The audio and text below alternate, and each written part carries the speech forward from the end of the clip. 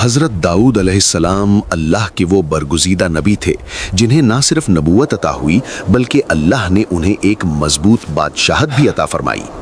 قرآن مجید میں بیان ہوتا ہے کہ بنی اسرائیل ایک طویل دور تک آزمائشوں میں مبتلا رہے۔ ان کی صفوں میں ظلم، کمزوری اور باہمی اختلافات بڑھ گئے تھے۔ اسی زمانے میں اللہ نے انہیں ایک عظیم نبی عطا کیا، حضرت داؤد علیہ السلام۔ وہ نہایت عابد، شاکر اور بہادر تھے۔ اللہ نے انہیں بے مثال طاقت عطا فرمائی، یہاں تک کہ لوہا ان کے ہاتھوں میں نرم ہو جاتا تھا۔ ان کی قوم ابتدا میں کمزور تھی، دشمنوں سے ڈرتی تھی، لیکن جب اللہ نے انہیں داؤد جیسا قائد دیا تو ان کے حالات بدلنے لگے۔ قرآن بیان کرتا ہے کہ جالوت نامی ظالم بادشاہ بنی اسرائیل پر مسلط تھا۔ پوری قوم خوفزدہ تھی، لیکن ایک نوجوان داؤد علیہ السلام نے صرف ایک چھوٹے سے کنکر اور گوپھن کے ذریعے جالوت کو شکست دے کر تاریخ کا رخ بدل دیا۔ اللہ نے اس عظیم فتح کے بعد داؤد علیہ السلام کو حکمت، دانائی اور انصاف کی نعمت عطا کی۔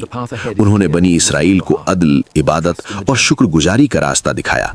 قرآن میں ذکر آتا ہے کہ پہاڑ اور پرندے بھی ان کے ساتھ تسبیح پڑھتے تھے۔ دنیا پر کبھی ایسی بادشاہت نہیں ہوئی جو عبادت، انصاف اور اللہ کے ذکر سے اتنی بھرپور ہو۔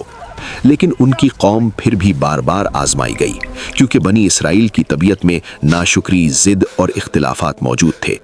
حضرت داؤد علیہ السلام نے ان کی اصلاح کے لیے پوری زندگی محنت کی، انہیں ظلم سے روکا، انصاف کا نظام قائم کیا اور اللہ کے احکامات پر ڈٹ جانے کی تلقین کی۔ ان کی حکمرانی نے ثابت کیا کہ جب کوئی قوم اللہ کے نبی کی بات مانتی ہے تو اللہ اسے عزت دیتا ہے، لیکن جب نافرمانی کرتی ہے تو وہ دوبارہ انحطاط کا شکار ہو جاتی ہے۔ حضرت داؤد علیہ السلام کے زمانے میں بنی اسرائیل نے طاقت، عزت اور عدل کا دور دیکھا، لیکن یہ نعمت اسی وقت تک قائم رہی جب تک وہ اللہ کے احکامات پر قائم رہے۔ ان کی زندگی اور ان کی قوم کی تاریخ آج بھی ہمیں یہ سبق دیتی ہے کہ طاقت، حکمت اور کامیابی صرف اسی قوم کو ملتی ہے جو عدل کرتی ہے، شکر گزار ہوتی ہے اور اللہ و رسول کے حکم کے سامنے سر جھکا دیتی ہے۔